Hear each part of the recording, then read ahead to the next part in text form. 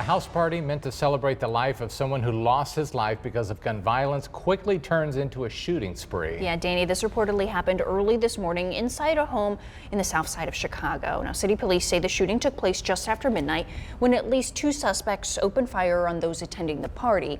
Investigators believe there was some sort of dispute before the shooting happened. More than a dozen people sent to the hospital with gunshot wounds. The mayor of Chicago called this shooting, quote, an incredible act of cowardice.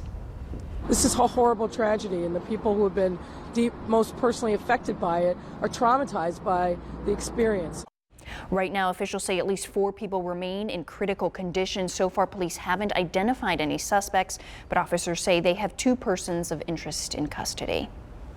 Meanwhile, police in Maryland also investigating an overnight shooting that sent 7 people to the hospital, including 3 teenagers. This reportedly happened early this morning outside a hookah lounge in downtown Baltimore. Police say 2 armed men walked up to people in line and opened fire into the crowd.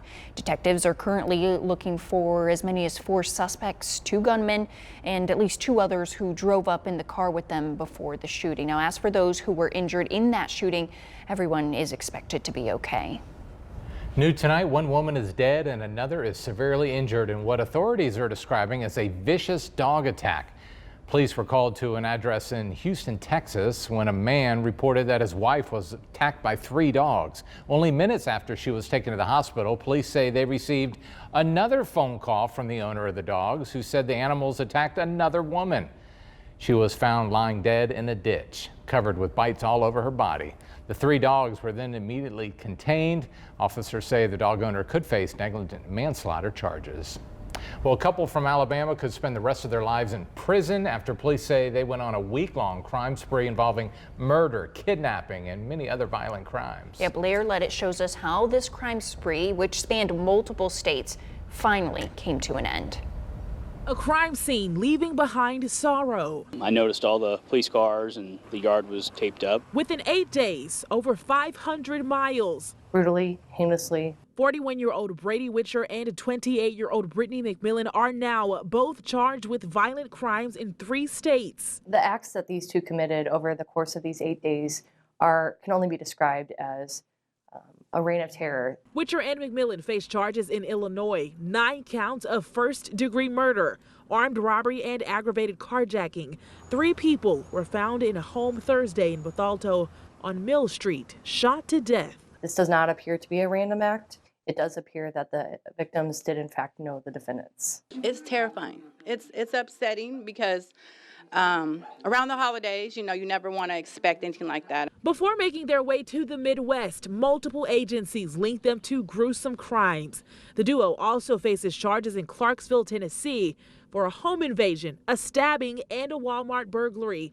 Down in the Birmingham area, they face charges for killing 1 woman and kidnapping another. Authorities say robbery and car theft are the motives at this time. You pray, you move on, and, hope and that this doesn't happen, anywhere else, let alone, in the town you live in. The violent spree ended in this Hazelwood hotel where authorities arrested Witcher and McMillan. Investigators not crossing out the possibility that more damage was done along the way. Truly the act of 2 evil individuals. And as far as compared to other cases, it's truly one of the worst I've ever seen. The couple is now in the St. Louis County Jail in Missouri, waiting to be transferred over to Illinois to face more charges. And prosecutors say if convicted, they plan to seek life sentences for both those suspects. A few large fires erupted at Los Angeles International Airport last night, causing chaos and complicating traffic on one of the busiest travel days of the year. Almost 24 firefighters responded to this fiery scene after 3 passenger buses caught on fire near the rideshare pickup lot at LAX. Thankfully, no one was on board any of those buses. It took fire crews less than 20 minutes to fully extinguish the fire and clear the scene. Investigators are still looking into the cause of that fire, but they say there's no reason to consider it suspicious at this time. Two men stabbed to death overnight after a fight broke out right outside a popular bar in Nashville. Now, police have identified the victims as Clayton Bethard and Paul Treppenny, two college students from that area. Investigators say this all started as an argument over a woman, which began inside the bar and then escalated as the parties went outside. Bethard and Treppenny were both taken to the hospital and died shortly after. Right now, 4 people are wanted for questioning over their alleged involvement in that bar fight. For the first time in more than 2 centuries, the Notre Dame Cathedral will not hold Christmas services this year. This comes after the devastating fire that collapsed the roof and spire of the Paris landmark almost 8 months ago. The last time the famous cathedral skipped its annual Christmas midnight mass was 1803. Instead, this year's service will be held at another Gothic church less than a mile away as the 855-year-old landmark continues to undergo repairs from the fire. The Carnival cruise ship that collided with another cruise liner over the weekend returns to its home port after suffering significant damage to parts of the ship. As the Carnival Glory pulled in and prepared to dock at this port in New Orleans early this morning, you could see lots of damage on one of the lower decks of the back of the ship. Carnival is still evaluating the damage to the ship and the Carnival Legend. The ships collided while the Carnival Glory was trying to dock in Mexico. 6 passengers were injured during the collision. Is that what it says now? Yeah. Oh, I missed it. Street signs being targeted by thieves, what they say that's attracting the crimes, and how officials plan to curb them. Thieves stealing your holiday cards and payments, how they are fishing through mailboxes, and what you can do to avoid becoming a victim.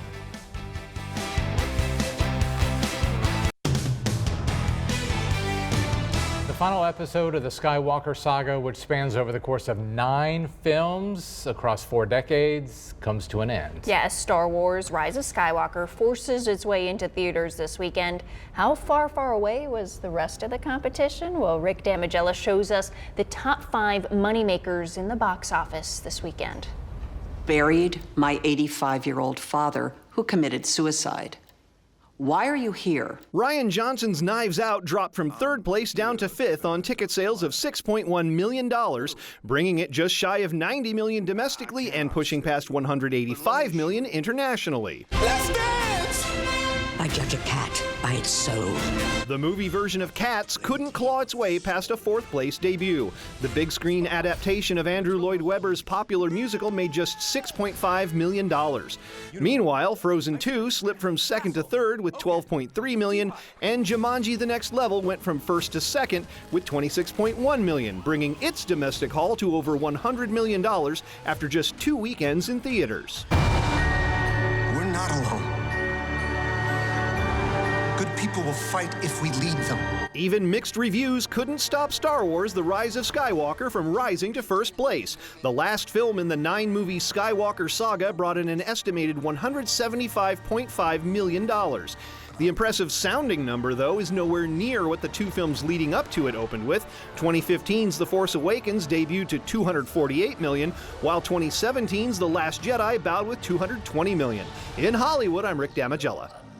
Well, before the Rise of Skywalker's release this weekend, the Star Wars franchise had made more than $9 billion in the worldwide box office over the course of 10 movies, and that's even without adjusting for inflation. And meanwhile, the Force is strong with this group of newborns dressed up as everyone's favorite Star Wars characters, such as Luke Skywalker, Princess Leia, and right there, literal baby Yoda. Advent Health for Women in Orlando, Florida posted these photos on its Facebook just in time for the release of The Rise of Skywalker. Now, health officials at the facility say they were excited for the movie, so they wanted to share that excitement with their patients, as well as make their parents' time in the hospital a little less stressful and more fun. I love that little one we just saw right there, the little robot. Yeah. I'm sorry, I don't know all of the Star Wars characters, but it's so cute with the little feet sticking out. That's amazing. Those movies made $9 billion. That's a lot. All right. Up ahead on Fox 8 Sports Sunday, the town of Kernersville throwing a parade for their state football champs. Plus, we'll cruise around the NFL for the best highlights Well, the Panthers were crushed today. We'll check out that action. However, Christian McCaffrey was breaking more records. He had 15 receptions today, giving him 109 on the season, setting a new Panthers mark. Also, he now needs to 67 yards receiving next week to become just the third player in NFL history to have 1,000 yards rushing and 1,000 yards receiving in the same season. We'll be right back.